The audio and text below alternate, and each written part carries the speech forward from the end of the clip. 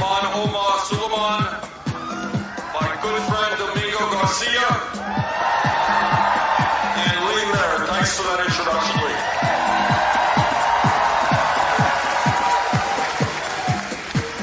And let me begin by making a dramatic announcement. You ready? We're going to win the state of Texas. Yeah. Kick it.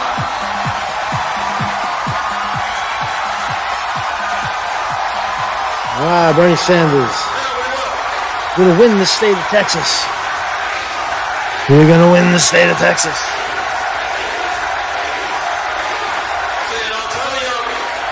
I'll tell you how we're going to win Texas. We have a president who is trying to divide.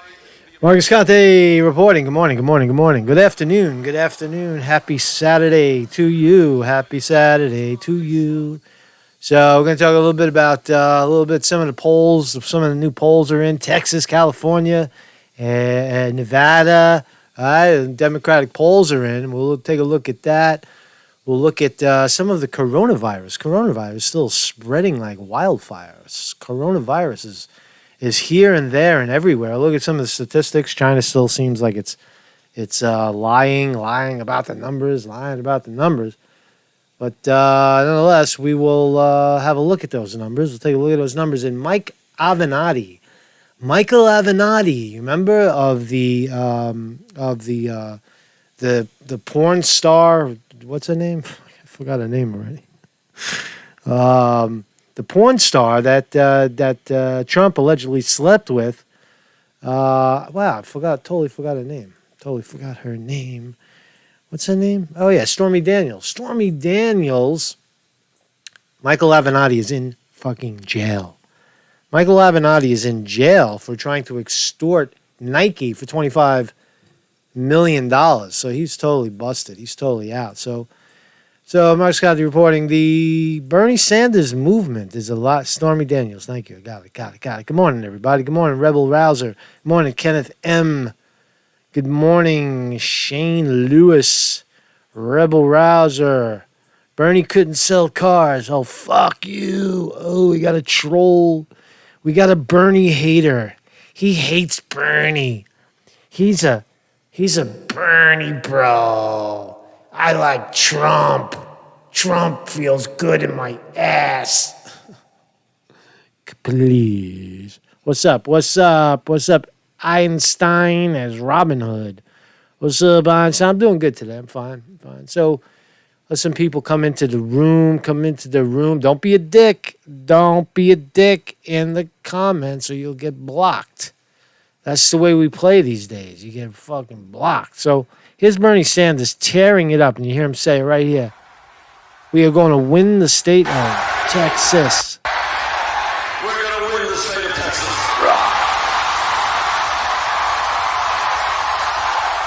Is he kidding? Is he just making it up? No, it's based on the facts. So let's look at some of the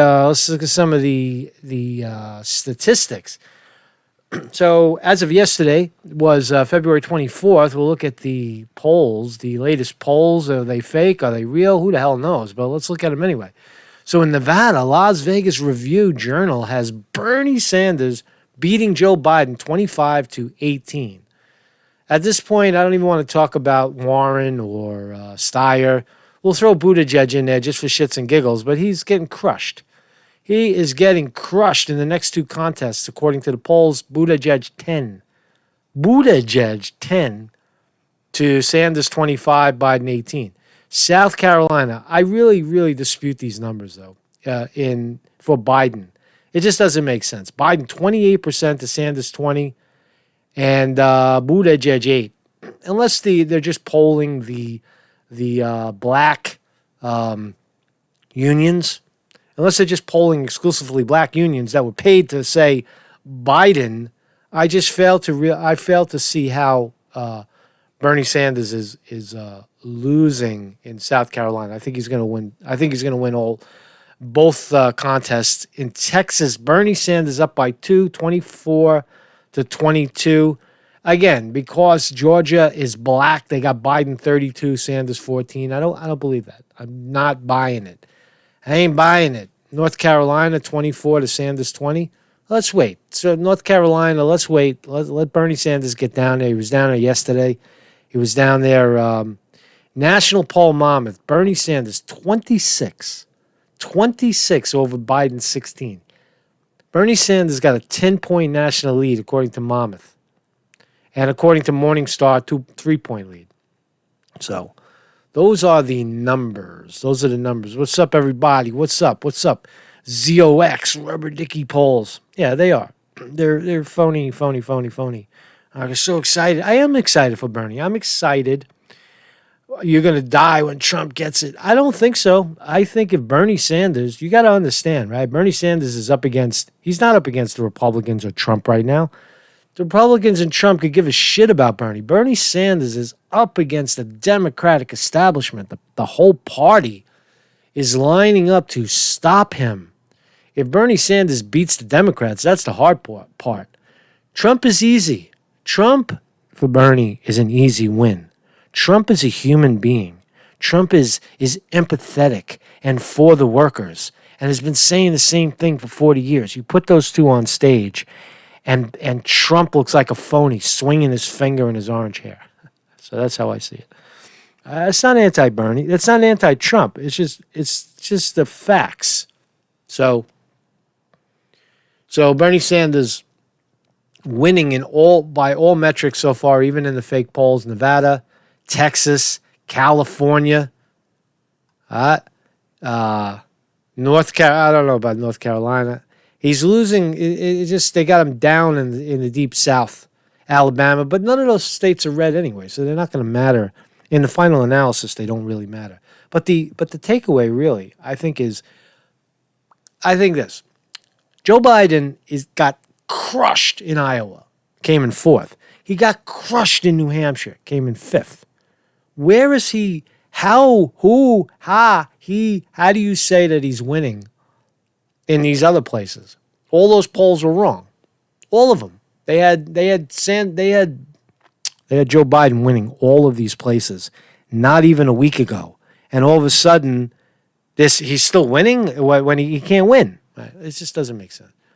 Let's move on a little bit. So we got Amy Klobuchar. This is an interesting article. Amy Klobuchar, Tom Steyer couldn't name Mexican president in interview. Ooh, that doesn't look good when you can't do that. Right? So they're on stage.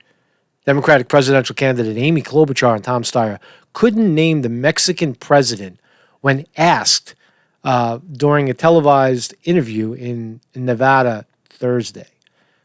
Honestly, I don't know who the fuck the Mexican president is. I don't even know his name, right?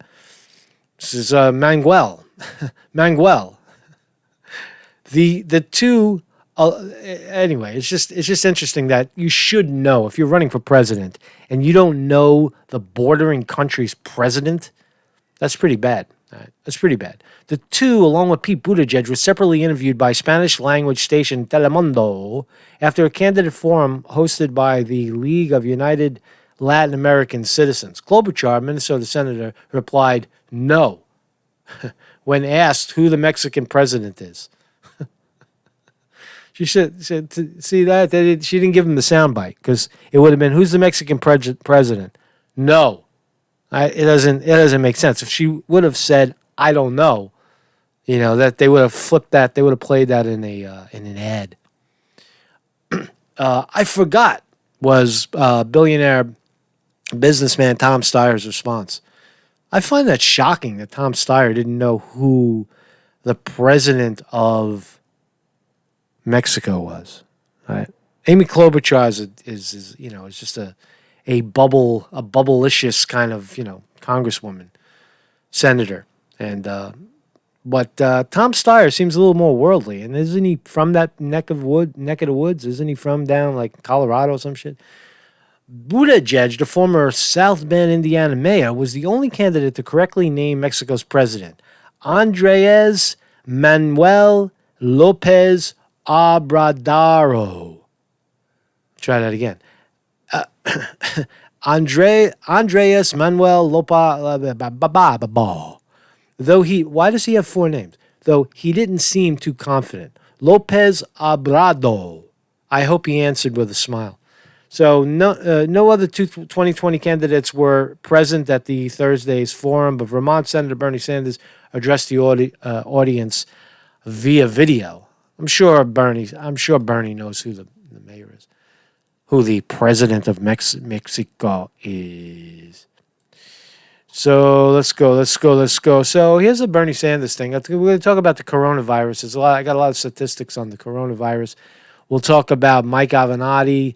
We got his prison record. We got all kinds of shit going on here. But let's listen. Let's take a stroll down memory lane. Now, somebody sent me this. I forgot his name. Who sent it to me? Chris Conwell. Chris Conwell, I think your name is Chris. Thank you for sending me this. Chris sends me this link to Bernie Sanders saying, "See, I told you were peddling fake news. Bernie Sanders is a socialist.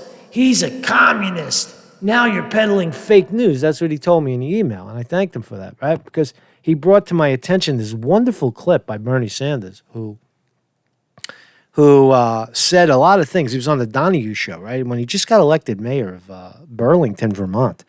He was the first, quote, socialist, the first out of the closet socialist. At the time, it was very risky to say that. But let's watch the thing. It's a 6-minute video, and it's very interesting. And it's Bernie Sanders at its finest. Let's watch it. We'd like you to meet its new mayor. This is Mayor Bernard Sanders. Mayor Sanders got a lot of attention recently, not only with his 10-vote victory out of about 9,500 votes cast, but mostly because he is... Bernie Sanders was born old, by the way. He's been old his whole life. Look at this shit.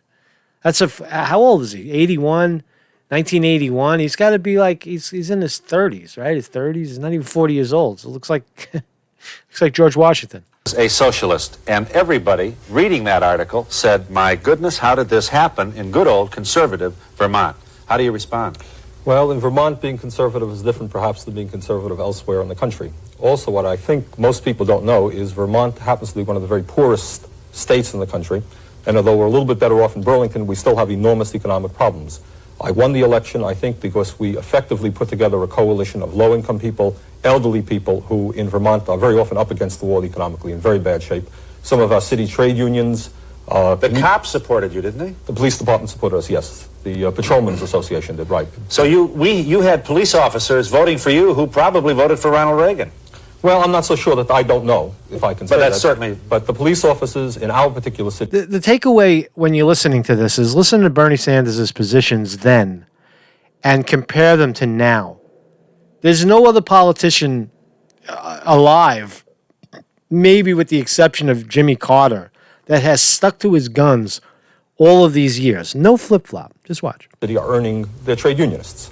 And they're earning very low wages, and along with many other workers in our city, want some fundamental change. Also, we have in our city particular problems, I believe, with the police department that they've been concerned about, very low morale. So it didn't particularly surprise me. How are Vermont conservatives different than national conservatives? It's not big money conservatism. It's not right-wingism and warmongerism. In fact, Vermont has always had a very strong feeling about civil liberties. What conservatism means in Vermont basically is leave me alone, get the government off my back, and that's fine. It's a respect for other people's rights. We disagree, we'll talk it out. And that's a very different conservatism that says, let's go to war, supranationalism, and so forth. If I were the president of the largest bank in Burlington, I'd be real nervous about you. Well, they may be. They may be. But I think, and they are. But I think what we've often talked about also is that my powers as mayor are in many ways limited. And I have my visions as to what life should be in Vermont, in Burlington, and in the United States. But within Burlington, I acknowledge everybody knows what my powers are, and they're very limited. Right. We're not going to go around nationalizing banks or nationalizing industry. In fact, we want industry in Vermont that pay decent wages, and we're going to go out and bring that in like every other mayor in the United States is. We are going to speak out, though, on national and international issues which affect the city of Burlington. For example, obviously, we're very concerned about Mr. Reagan's policies, which are impacting devastatingly on low-income and working people. We're concerned about... Nationalizing the banks would not be a bad idea at all. ...the policies in our own state government, which are affecting low-income people negatively. Yeah. But we know what our powers are within the city of Burlington. When you sit around with your own friends talking about the world, how we got here, where we're going, What's the biggest grievance? Give us your overview. All right, what we're talking about is that we believe in democracy. I mean, the problem with the word socialism is that very often it's been equated with what happens in the Soviet Union, which is authoritarianism and totalitarianism. I believe very strongly in the right of dissent, and I think people with my ideas fight for those things very strongly. What we talk about is the fact that in our society, theoretically a democratic society, you have a handful of people who control our economy. You have maybe 2% of the population that owns 1/3 of the entire wealth of America, 80% of the stocks, 90% of the bonds. And these people have incredible power. They sit on huge corporations like the Chase Manhattan Bank, the multinational corporations, and they determine the destiny of our entire country. They determine the destiny of our entire country. Right? Oligarchy. He's defining oligarchy in 1981, Bernie Sanders. Defining oligarchy in 1981. Don't be a dick in the comments or I'll time you out. As you know, perhaps 50% of our population has so given up on the democratic process, they don't even vote, and those are primarily poor people. Your state is thought of as not only beautiful, but the place you go to get away from all that big city smut and soot and all the crud and you've got those wonderful ski areas. Hooray, let's go. More tourism for Vermont. How do you feel about that? Well, there's yes and no. I think we don't object to people coming into Vermont to spend money. That's fine. But we do know within our own state, we happen to be, sadly, one of the very poorest states in America. And many of the people in Vermont themselves cannot afford to go to the downhill skiing. We do more cross-country skiing. It's cheaper. What we are talking about is the kind of developments that will provide decent jobs for our people. Very often, and this is a concern within our own state, is that industries such as the skiing industry and other tourist-attracting industries in Vermont, all over the country, and all over the world, they provide very low-paying, menial jobs. I'm not particularly proud that our state becomes a state where we have chambermaids and people waiting on other people. We would rather see our people doing meaningful, productive-type jobs where they can earn a decent wage. Can you go to all those lunches? All of the... Bernie Sanders fighting for the poor and the low-income poor in 1981. What other politician was doing that? Those banquets with the dais and the speeches and the cream chicken and all the wonderful Chamber of Commerce. Here we are, moving on. Well, what I have said back home, and I say it again, is that our office is open. I've already talked to a number of business people. We will communicate. We're not shutting out anybody. But what I have also said is that what my concern is for the low-income people who are unemployed, who are working at minimum wage jobs, for the kids who are in Vermont as throughout the country. They're left out. They have no sense of purpose. But everybody says that, Mayor. Well, they're going to be coming into our door. Do you want a tax, especially for people who make more than $25,000 a year? Well, that for individuals, perhaps not for families. That's too low. You know, we have husbands and wives. But you would consider legislation that would tax the wealthy? Absolutely. We want to... Bernie Sanders says a wealth tax in 1981. Very consistent man, isn't he? Take the burden of low-income and working people, and you've got to go to those institutions, those corporations, and those individuals who can better afford to pay.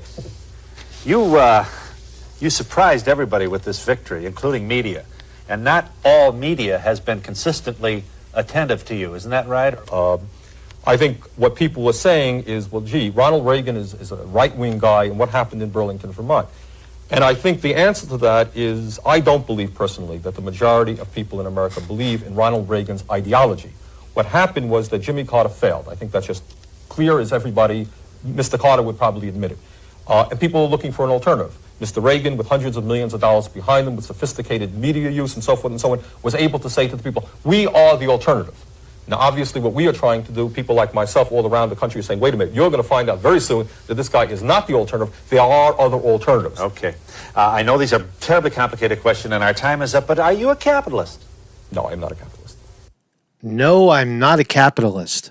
No, I'm not a capitalist. Shouldn't that be a disqualifier? Listen more.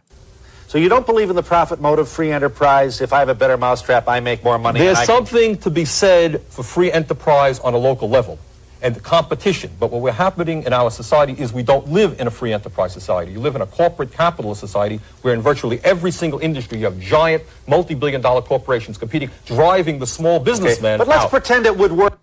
You have corporations driving the small businessman out. Do you understand that? Do you understand the basic economics of what he's saying? That it's not an attack on capitalism. It's an attack on what Ronald Reagan said about economics, that the trickle-down economics theory doesn't work. And there's Bernie Sanders spelling it out in 1981. Work without all that kind of acquisition of power that is unfair and doesn't... Do I believe that the profit motive is fundamental to human nature? The answer is no. I think the spirit of cooperation, that you and I can work together better rather than having to compete against each other and destroy each other. Bernard Sanders. Fascinating interview. Fascinating. Bill Donahue. Donahue. What happened to Donahue, man? So Bernie Sanders. I guess that somebody sent me this to diss me and say, look at Bernie Sanders. He's a communist. He's a socialist. Well, I fail to see it. That article, this interview just elevates Bernie Sanders to new heights. Shows his incredible consistency. So let's talk about this disastrous bug. Right? The numbers don't add up. China's coronavirus figures don't add up. This is Barron's. This is a financial paper. This never happens with real data. Check this out. So this is an article from yesterday. China's corona data have always been froth.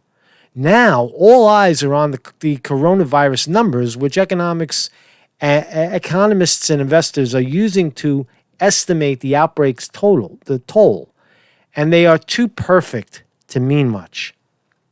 The numbers are too perfect to mean much. In other words, they're just pumping out numbers to keep everybody quiet. A statistical analysis of China's coronavirus casualty data shows a near perfect prediction model that data analysts say isn't likely to naturally occur, casting doubt over the reliability of the numbers being reported to the WHO, World Health Organization. I said it months ago. I said it when it just hit, and we saw that nurse say 90,000 dead, and everybody said, fake news, fake news. She didn't say that. It's Chinese. What the fuck? You don't know no Chinese. But she said 90,000 dead, and it's based on the fact that most of China can't be trusted with the numbers, as Barron's is pointing out, right? And all their numbers. I have a fan right over here. It gets hot in here. It's cold outside. It's 35 degrees, but I like it when it's cold in here. It keeps my brain firing.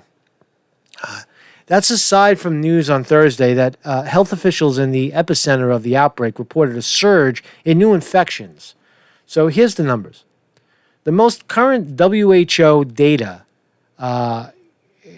count more than 60,000 cases of infection and nearly 1,400 deaths. Most of those cases and all but one death have occurred in China. Listen to the way he breaks it down. So this is some statistical bullshit on finances. China's official economic statistics often differ from private attempts to replicate the results. All right? That's the fact. In terms of, here it is. In terms of the virus data, the number of cumulative deaths reported is described by a simple mathematical formula to a very high accuracy. Right?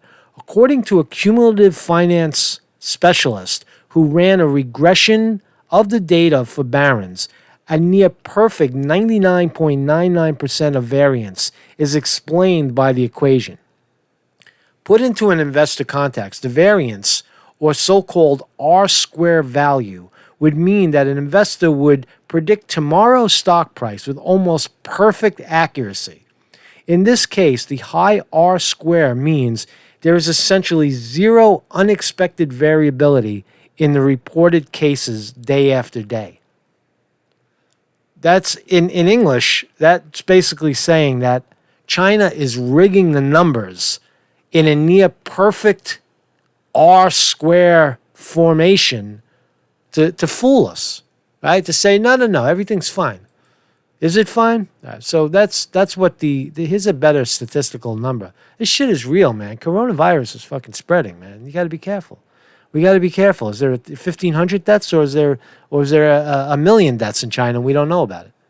So according to this, and the new name is COVID-19, COVID-19, Corona outbreak. They gave the virus an official name or a nickname.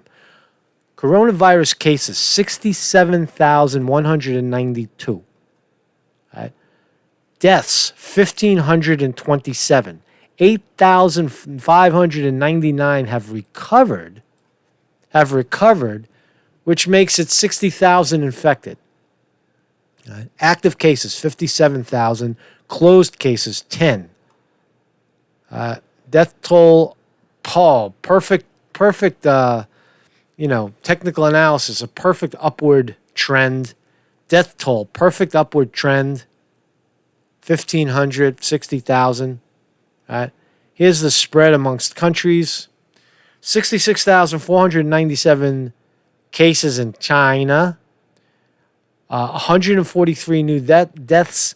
Total 1,523 deaths. All right, where else? Japan, 79 cases. Singapore, 5. Thailand, 1. Malaysia, total cases. I'm looking at the wrong list. Japan, 338 total. Singapore, 72. Hong Kong, 56. Look at the spread. Thailand, 34. South Korea, 28. Malaysia, 21. Taiwan, 18. Germany, 16. Vietnam, 16. We have 15 in the U.S. Australia, 15. France, 11. Macau, 10. UK, 9. Canada, 8. The United Emirates, 8. Philippines, 3. And so on. Russia has 2. Finland, 1. Egypt, 1. Cambodia, 1. Belgium, 1. Shit is spreading, man. It's not just China. In a pandemic, all you got to do is breathe in the same air or some sloppy Chinese guy sneezes on the food in the back room. Right? You fucked. Sneezes on your fucking some young boy, You're out. You're out. Yeah, I agree. Like Bill Gates had been wanting, the ultra rich have been wanting a pandemic for so long. You're right about that. I don't know if they set it up, but they're certainly getting hard on about it. Wet dream or whatever.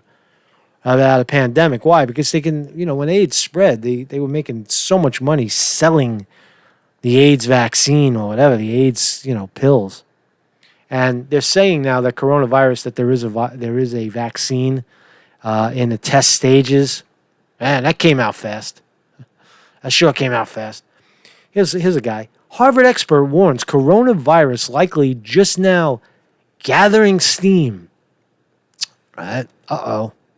The number of confirmed cases of the Wuhan coronavirus have continued to surge inside China, sickening tens of thousands with a death toll of more than 1,000. But outside Asian giant, the number remains a fraction of that. A trend Harvard's Mark Lipschick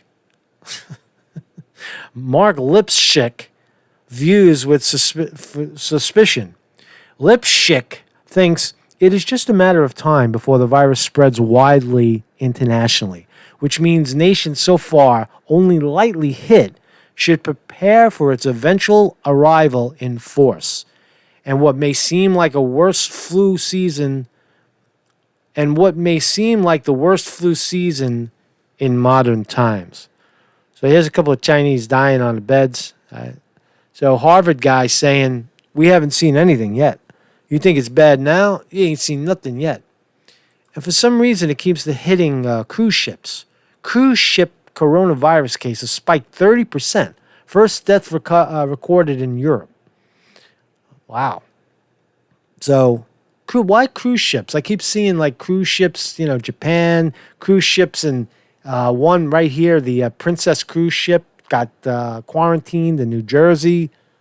Cruise ships. Don't get on a fucking cruise ship, man. Stay at home. Don't be breathing other people's air on the boat, man. Here's a little video while you watch this. Let's watch this. The guilty verdict for Micheal Avenatti, the lawyer who told... Oh, this is Micheal Avenatti. Okay, we'll get to that in a second. So anyway, coronavirus spreading like a mofo. So what's up? Hey, what's up? Sterling Price. Good morning. Good afternoon. Thank you for joining us. We got a wrench in the house. Airborne. Bernie Sanders' Hunger Games. No, it's not. Stupid. It just keeps mutating the virus. It seems unstoppable. Yeah, it does. It really does. I believe the flu vaccine only prevents half the percentage of flu cases. Probably. They're saying that the HIV, because it's an immune, the flu attacks the immune system. It seems like the already on the shelf HIV drugs, some of them, are working as medications in that case. Again, the death rate of people infected with coronavirus is 5%. according to the statistics. Only 5% of people die. So you got a 95% chance of living if you have a healthy immune system. If you don't have a healthy immune system, if you're old and scraggly and not what, you're likely to die, right? The guy that just died in Europe was like 90 years old.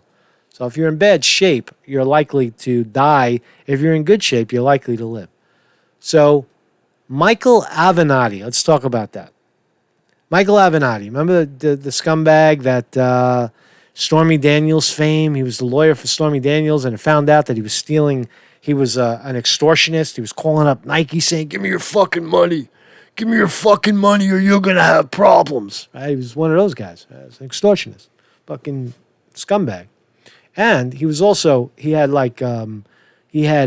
clients as a lawyer. He had clients, and he was winning the cases. So one case was some paraplegic guy for $300,000. He actually ripped off Stormy Daniels for $300,000, and Stormy Daniels is also suing him. But there's other guys. There's another paraplegic guy that won like a $2 or $3 million lawsuit, and Micheal Avenatti put the money in his pocket and told the guy, "Fuck you." So he's a real thief, total thief. Now he's in jail because he swindled the wrong people. Right? They hammered him. Look at this. Look what I found. This is MCC. This is Metropolitan Correctional Center, where Epstein died, where they choked out Epstein, where Cesar Sayoc is probably still hiding in the back, where Il Chapo, the drug lord, spent time. This is where all the criminals go, man. This is like the finishing pad. This is the torture chamber. They got Micheal Avenatti, the hotshot lawyer, the Mr. Invincible. They got him in the death chamber. Are they going to kill him? Are we going to read about Micheal Avenatti hanging himself? Is he in the same cell as Epstein? Did they turn off the cameras yet? Are they going to fall asleep at the wheel and let him die? Or was that just for Epstein, the pedophile? I don't know. But nonetheless, Micheal Avenatti is registered number 86743-054. 48-year-old white male in MCC. Release date unknown. So he's facing 40 years in jail. 40 years. So let's listen to ABC report. The lawyer who took on President Trump. Tonight, he's now facing decades behind bars at a separate case. Avenatti convicted of a plot to extort millions from Nike. He's best known for representing Stormy Daniels in her lawsuit against President Trump. But tonight, he is a convicted felon, and ABC's Stephanie Ramos outside that New York City courtroom. Tonight, an epic fall for Micheal Avenatti, the brash celebrity attorney now facing years in prison after a federal jury found him guilty of trying to extort the apparel giant Nike. His attorney vowing to fight. We have appellate rights that we're going to exercise, so you should expect an appeal. But prosecutors calling Avenatti's scheme a, quote, old-fashioned shakedown, where he threatened to hurt Nike's reputation and stock price unless the company paid him up to $25 million. Avenatti told Nike he had a client, a coach, who had damaging information about alleged Nike payments to the families of young athletes.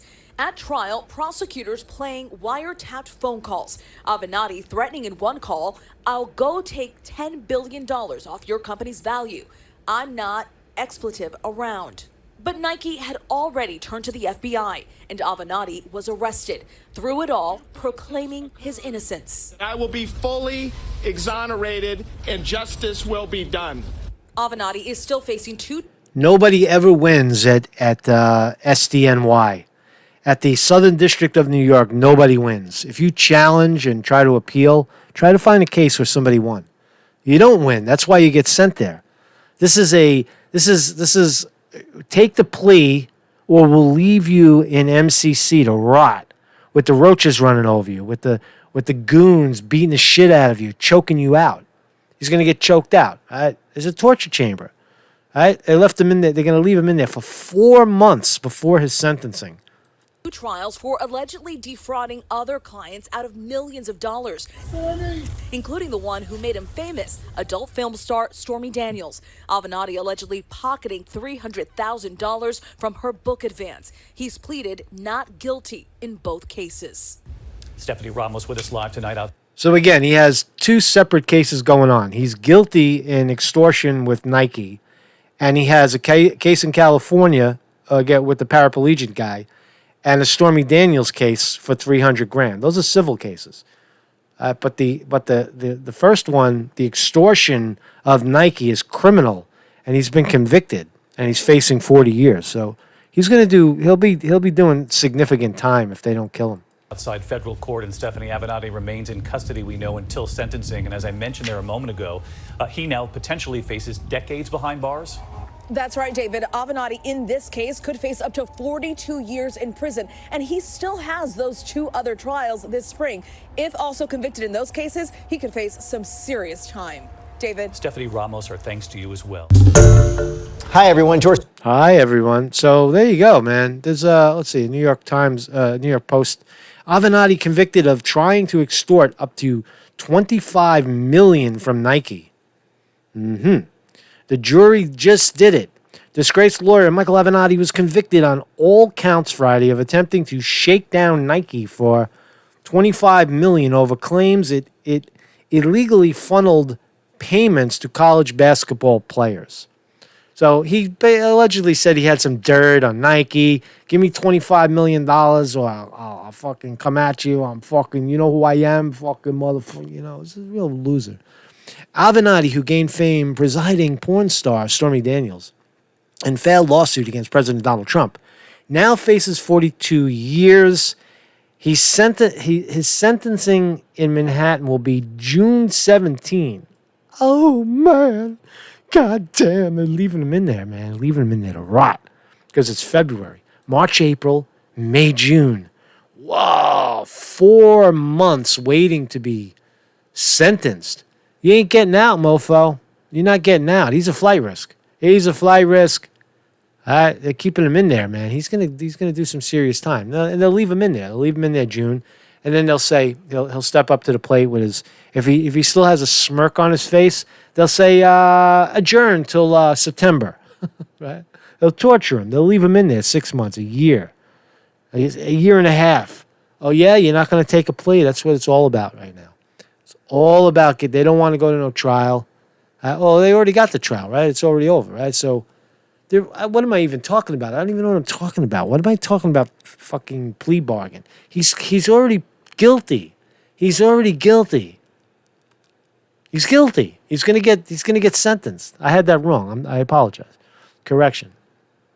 Talking about plea bargain. There's no plea bargain when you've already been convicted. There is no plea bargain. It's just a matter of how much time you're going to get, and his lawyers are going to threaten to fight back. What's that called? To appeal. My brain is frying now. It's late in the day.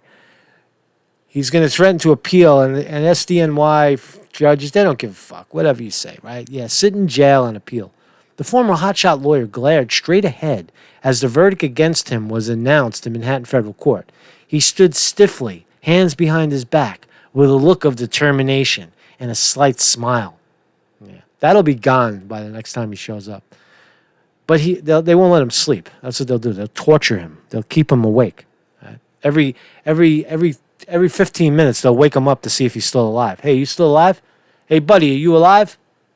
Roaches. They'll set the roaches on him. Roaches running all over him. And fucking turn the temperature down to 40 degrees, so you got to stand up and jump around and stay awake or you'll die. They'll torture him. Those are the ways we torture prisoners, by the way. Temperature, lights on, lights off, noise, sleep deprivation. It's ultimate torture. Ultimate. All right? Roaches running all over you, bad food, cold food, torture. So, but he then appeared deflated as he was led out of the court. Still, Avenatti hugged his lawyer just before leaving, saying, "Great job." Jurors found the lawyer guilty of attempted extortion honest services fraud, and related use of interstate communication. So this guy's gone, man. This guy is gone. Here's the piece on the paraplegic. 48-year-old also faces Avenatti faces a third federal trial in California where he's accused of ripping off 5 other clients, one of whom is a paraplegic, as well as scamming bank loans, evading taxes, and lying during bankruptcy proceedings. He's got nobody left, man. This guy's got nobody left, man. He's going down, right? So anyway, Bernie Sanders is going up. Bernie Sanders' stock is going up. He's winning. He's winning in Texas. He's winning in California. He's winning everywhere, man. He's winning everywhere. I don't want to break the news yet, but I might be going to Las Vegas. I might be going to Nevada to cover the Nevada caucus this week. I'm not sure yet. I'm not quite sure, but I might be going there. I'm trying to pull it off on the cheap. What's up, Vinny? Good morning, Vinny. No worries. We're all good, man. We're all just having a good time. We got Sterling Price in the house. Juicy Smollett. I don't know. I haven't been following the Smollett case. It looks like somebody jumped out of a bowl of rice, and they're trying to re-convict him on or bring him up on charges, whatever. I don't know about that. But anyway, I might be going to Nevada. There's a couple of things going on. There's the rally. There's actually 2 rallies. One at UNLV, and there's the debate. The debate is actually going to be in a casino, fucking Paris casino, and hotel on Wednesday, and then Friday there's supposed to be a very big rally in Nevada for Bernie, and Saturday is the caucus. It's a daytime event. So the polls or whatever, the thing opens, the caucus is open at 10 a.m. Voting starts at 12. So they probably will wrap up the Nevada caucus where Bernie Sanders is now the favorite, the heavy favorite, by maybe 2 p.m. So hopefully I'll be on the ground there. If not, I'll be covering it anyway. So anyway, Mark Conte reporting. Yeah, man. So that's all I got today. So I'll take you guys out, man. Be back later, maybe. I don't know. Let's see what's going on in the news. What's going on in the news? What's going on? Spring. Yeah.